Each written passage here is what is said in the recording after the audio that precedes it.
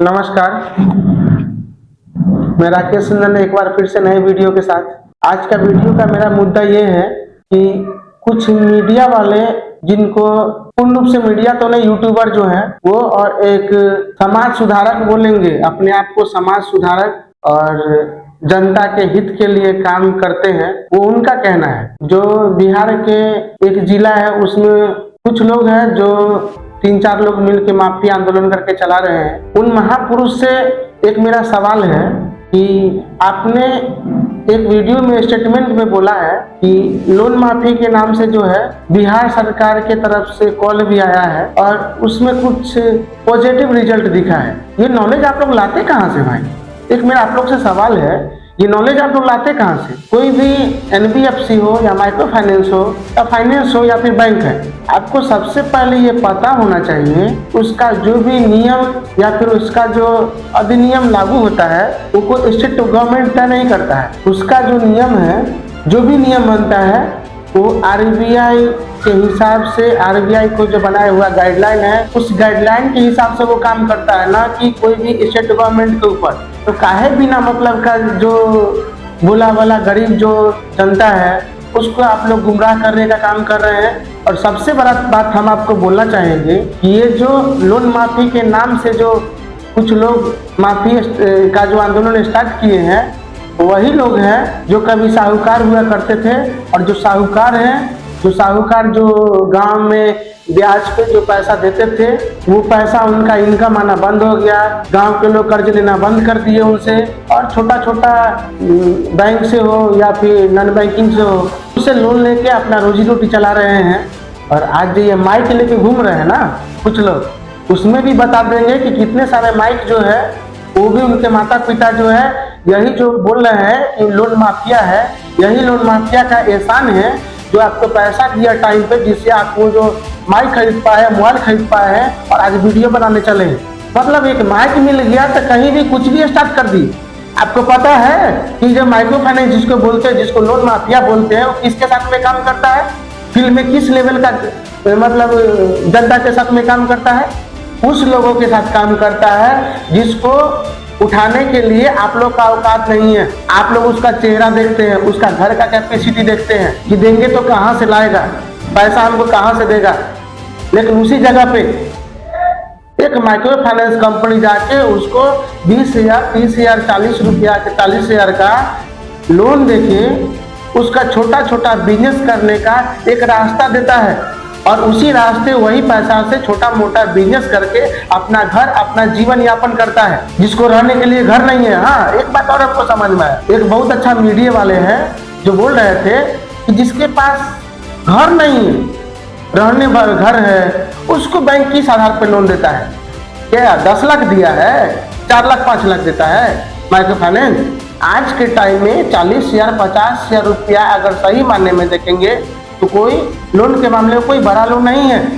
और जिस क्लास के साथ हम लोग बिजनेस करते हैं, जो माइक्रो फाइनेंस का टीम हो या नॉन माइक्रो फाइनेंस जिसको आप लोन माफिया कहते हैं, जिसके साथ वो काम करता है, उसका वही एक तो सहारा था जो 30,000, 40,000 लोन लेके अपना लड़की का कोई शादी करता था, कोई छोटा मोटा ठेला पे रोजगार करता था, व्यापार करता था, कोई सेंटिंग के लिए सामान खरीदता था।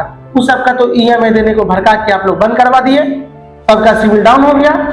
अभी उनका लड़की का शादी होगा, कौन देगा पैसा? उनके पास कोई पैसा है?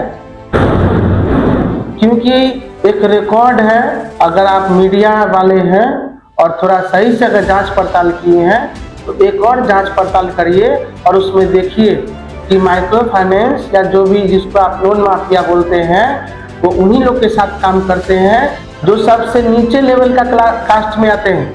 मैक्सिमम 80% ऐसा ग्राहक है, ऐसा कस्टमर है जो नीचे लेवल पे है, SC ST में आते हैं, उसके साथ हम लोग बिजनेस करते हैं। जो माइक्रो फाइनेंस का टीम है, जो नॉन बैंकिंग का टीम है, उसके साथ में काम करते हैं, क्योंकि जानता है, माइक्रो फाइनेंस भी जानता है कि ये जो गरीब लोग हैं जिसको खाने के लिए पैसा जो है एक दिन कमा के दूसरा दिन के लिए सोचना पड़ता है, सिर्फ कमा के अपना जीवन यापन कर सकते हैं, भविष्य में अपना बच्चे का जिंदगी सवार नहीं कर सकते हैं, अपना बिजनेस को सुधार नहीं कर सकते हैं, उसको छोटा छोटा लोन दे करके 30,000, 40,000, 50,000 दे करके उसको बिजनेस को बढ़ाने का काम करता है। और छोटा छोटा EMI होता है। एक व्यक्ति कमाता है डेली का अगर एवरेज करेंगे लेबर क्लास आदमी 450 से 500 रुपया, और सप्ताह का उसका ईएमआई बनता है किसी का 600, 700, 800, 1000 रुपया।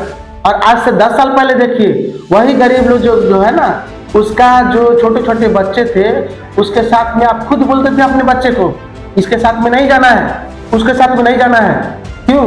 क्योंकि उस लोअर क्लास व्यक्ति के जो गरीब आदमी है उस व्यक्ति के पास में इतना इनकम नहीं था कि अपने बच्चे को अच्छा स्कूल में दाखिला करा सके, पढ़ा सके, एक लेवल का अपना जिंदगी जी सके।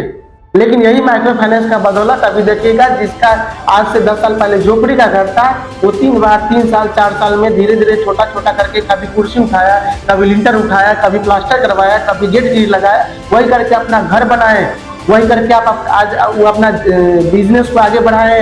लेकिन आप लोग इतना बड़ा समाज सेवी निकले कि उनको बोल दिए कि भैया लोन वाले का किस्ती बंद करो, भगाओ, नहीं देना है किस्ती, तो सिविल जो खराब है उसका ठेका आप ले लीजिए। आप वो वीडियो में बोलिए कि सिविल खराब है उसका पूरी जिम्मेवारी मेरा होगा, आपका लड़के का घर आपका लड़की का जो शादी में जो भी खर्च होगा उसमें हम सहायता करेंगे, मेरा पूरा गांव वाला मिलकर सहायता करेगा, उसमें आपका 1 रुपया खर्च करने का जरूरत नहीं, आपको कमाने का नहीं है। आप जैसे पहले ड्रीम करते थे, जैसे आप पहले देखते थे, अभी भी हमको भी याद है, खुद मेरे गाँव का एक कहानी बता रहे हैं कि जिस समय हम लोग 2010 का बात बोलेंगे, मेरे गांव में एक आम का गाछी है, वहां पे पूरा दिन ताड़ी पी के भर दिन ताश खेलते थे। घर के जो गार्जियन उनका कहानी बता रहे हैं। लेकिन वही देखिए, जब से माइक्रो फाइनेंस कंपनी आया, जब से जिसको आप लोन माफिया कह रहे हैं, वो लोन माफिया जो जब से आया तब से उन लोग को छोटा छोटा लोन दिए, लोन दे के अपना कुछ काम किए, कोई लड़की का शादी किया, कोई अपना ढंग का घर बनाया, कोई बच्चे को पढ़ाया, कोई अपने लड़के के लिए बिजनेस के लिए कुछ पैसा करके दुकान किया, कोई ठेला खरीदा, कोई ऑटो खरीदा, और उसका लड़का भी कमा रहा, खुद भी कमा रहा। उसका एक जिम्मेवारी का एहसास हुआ कि नहीं, मेरे ऊपर एक जिम्मेवारी है अपना परिवार का, क्योंकि अपने परिवार के लिए हमने लोन लिया है, उस लोन को चुकता करना ताकि मेरा सिविल खराब नहीं हो और आगे भी चल के मेरा लोन अच्छा मिले। लेकिन नहीं, वो आप लोग को रास नहीं आया। जो गरीब है गरीब मरने दो। जिस समय आज से 15 साल 20 साल पहले जो गुलामी करते थे कि मेरे दरवाजे पे आओ, मेरे घर में मजदूरी करो, मेरा खेत में मजदूरी करो, और तुम्हारा अवकाश सिर्फ मजदूरी करने का है, बस वहीं पे आपको फिर से पहुंचाने का आप लोग का उद्देश्य है, और कोई बड़ा उद्देश्य नहीं है। और कोई अगर उद्देश्य रहता तो आप MFI कंपनी लोन के बारे में सही से आप समझते, सही से जानकारी लेते।